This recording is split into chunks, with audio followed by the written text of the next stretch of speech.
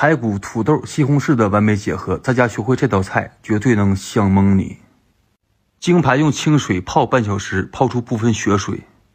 西红柿用炉具燎一下，这个办法去皮最简单，要不然这个皮咋进去咋出来。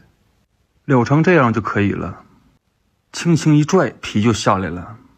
然后切的薄一点，切成片儿。土豆奔也行，切也行，反正整成小块就对了。排骨焯水一定要冷水下锅，来勺料酒。水开撇去浮沫，再焯水2分钟。如果不提前泡排骨，这沫就是黑的。捞出以后，用锅中的水把排骨冲洗一下。锅中放油，下入排骨。下锅以后多煎炒一会儿，2分钟左右，把排骨煎炒至金黄。放大块葱姜，1个大料，2片香叶。同时下入西红柿，下锅以后还是要多炒一会儿。炒4分钟左右，炒脆，炒出沙。然后锅中一定要加入开水，要没过排骨。调味放精盐4克左右，白糖2克，中和一下西红柿的酸味。白胡椒粉放入1克，料酒1勺，生抽半勺。